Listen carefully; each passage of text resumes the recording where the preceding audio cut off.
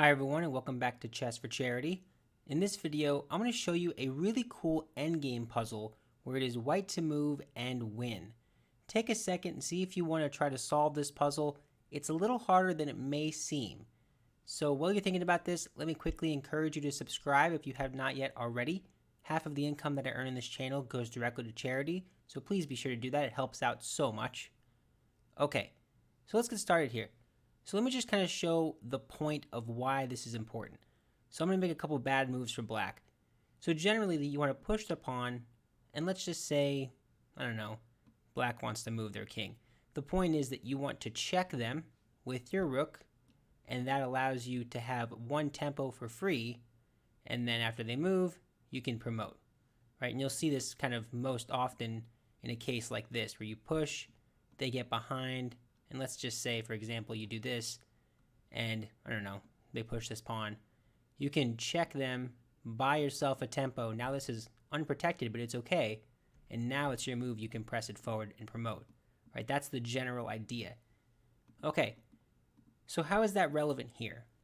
Well, if you looked at this puzzle, you really have nothing else better than to push this pawn. Anything else is going to be a draw. If you take here, that's just a dead draw. Right, two rooks are just drawn.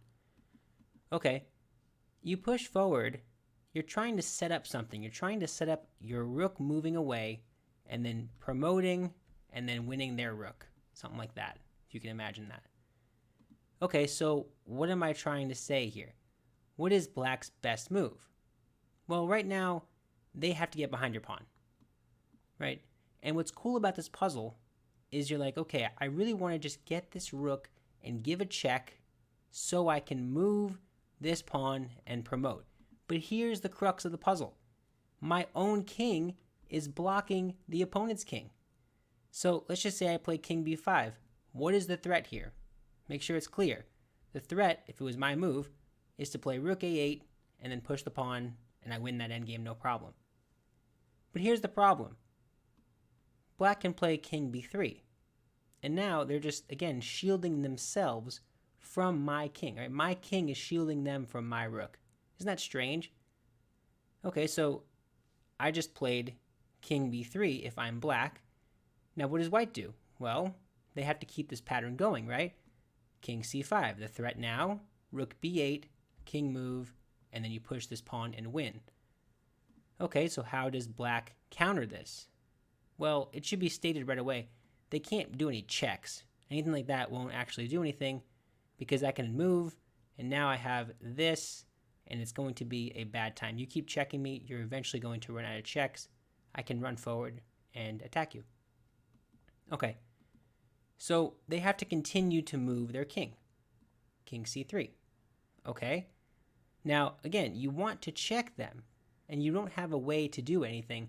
So if I did this just as an example, they can take and I can check them, I can push them back, but this is not going to be a win. This is a draw. Okay, so now you might see the pattern. I play king d5. They want to keep this opposition going so they can continue to protect themselves from rook checks. King d3. Great. Okay, king e5. Again, the threat is to play rook d8 and win. King e3. Now, how much are we going to do this? Are we going to keep doing this forever and play king g5? What's the point? Are we going to go back somehow? How is this going to work? See if you can predict the end of this. How do you think this is going to end? Okay, well, if you did, great job. Let's see. King f5. Now here's the thing. If they play king f3, you have a very cool move in this position. What is the move? There's only one move in this position that wins the game. Take a second and see if you can find it. So right now, the only move is moving this rook to f8. And this is kind of the crux of the puzzle here. Rook f8. Now what's the point? My pawn is hanging. It is hanging, but it's implicitly defended because my rook is on the same file, f file, as the black king. So if rook takes, I can play king g6, and that's a check. Isn't that a weird check? And then they have to move, and I would take their rook and win.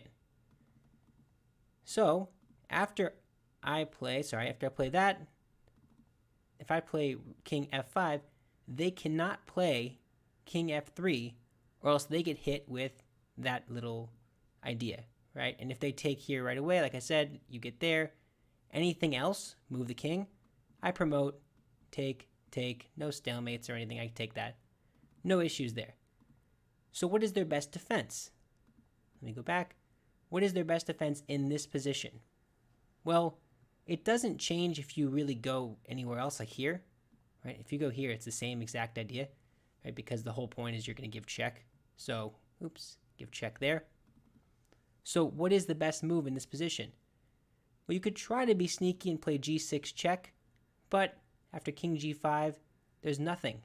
Rook h1, well, you just check, the king moves, and then you win with this type of maneuver.